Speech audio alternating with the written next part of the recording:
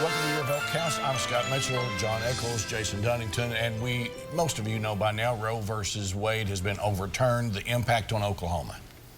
Yeah, well, first of all, I have to say I'm disappointed with the decision that came out. As someone that was elected and has always believed in a woman's right to choose, I think that we should have left Roe v. Wade alone. But now that the decision has been made, this is something that I want Oklahoma voters to understand, is that this is a complicated issue. It's not just black or white. It's not yes or no. There are a lot of implications here, things like rape and incest.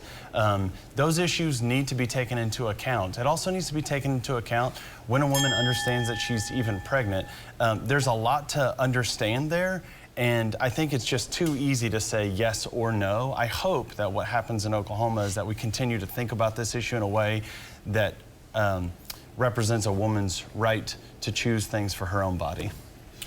Roe versus Wade is no longer the way things are done. There are trigger laws in Oklahoma. Help us understand what happens now.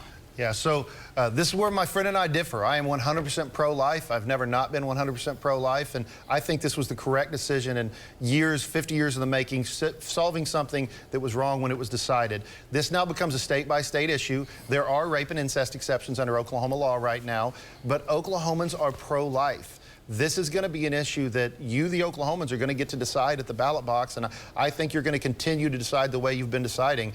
But protecting our unborn, there is no higher calling than that, and I think this was an excellent decision. Okay, and it's closer than what we thought it might be also, 5-4. Okay, so a lot of playbooks for the next 48 hours in terms of when the polls open. Some voting has already happened, I can see.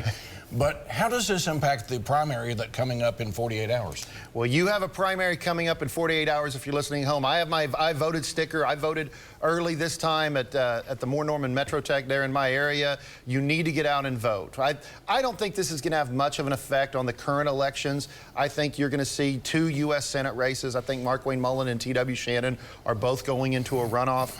I think you're going to see James Lankford cruise to victory, Kevin Stitt cruise to victory. But what you will be shocked with, and I'm telling you this at home, only about 10% of the primary voters are going to go out and vote. You get the ones to make the decisions. Your voice counts now, even more than generals. Make a plan. Go vote on Tuesday. If you haven't, by the way, as already pointed out, he has. Your thoughts about how this is going to impact the primary? Is it going to energize people?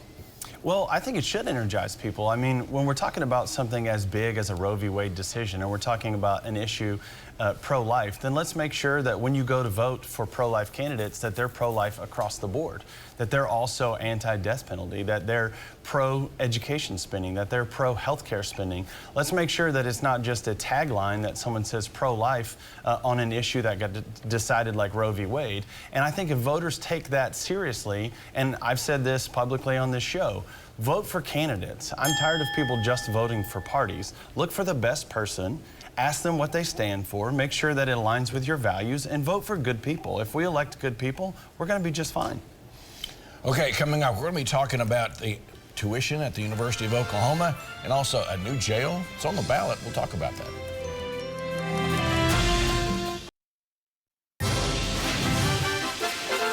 Nothing gets parents all worked up than tuition increases. The University of Oklahoma in the spotlight this week. We need to really do a little more explaining about what just happened. Well, I couldn't be more proud at the Board of Regents at the University of Oklahoma. There was a proposal to have a 3% increase across the board.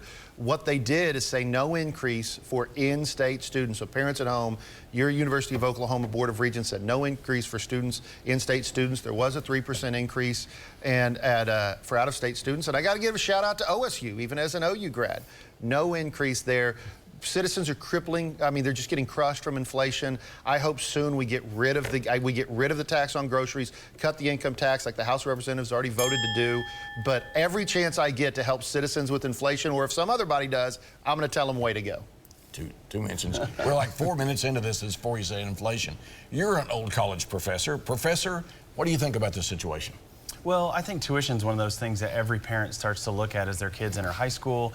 And if you've looked at it over the past decade, you've just seen rise after rise after rise in college tuition. And parents are starting to ask the question, is it worth it? I'm proud of both of our flagship universities for holding tuition even this year in the state of Oklahoma. I think that's important for families. Look, if we want to get serious about higher education and we want to take care of our Oklahoma students, the legislature could also appropriate more money to higher education and make sure that we never raise tuition again in the next decade. I think that's important. There are a number of states that have gone to no tuition for in-state students if they stay in their state schools. I think that's something we might look at. Okay, that's good explaining right there. Hey, one of the things that this next topic is talking about underreported, and I'm just wondering if you think that the situation with the jail bond issue, well, people have enough information about it. Yeah, there's a bunch of things that are going to be on the ballot that are not related to state stuff. And nobody's done more on this issue, on the bail issue, than our colleague here, Scott Mitchell, who's been pushing for this. Look, this is super important. You're going to see on your ballot a bond for the jail that's coming up. And if you don't know this already about the Oklahoma County Jail, it's like a third world country. It's just, it's not okay to continue to house people there. I know there's been a lot of argument about this, that if you build a new jail, that you're just going to incarcerate more people. Look, I'm telling you, as someone that's worked on criminal justice reform in the state, it's not about more incarceration, it's about humane incarceration. And right now, it's inhumane, the jail that we have, and I'm asking for people yes vote on the bond for the new jail. We have really pushed on this one because we want people to have all the facts on that, and virtually everybody agrees we need to do that. What do you think?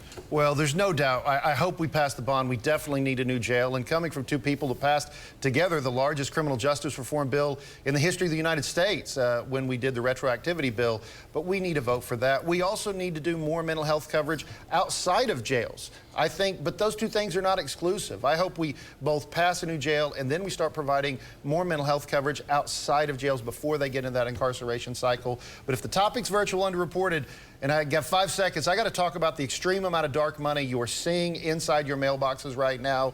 Don't listen to it. It's ridiculous. This is the worst cycle I've ever seen for it.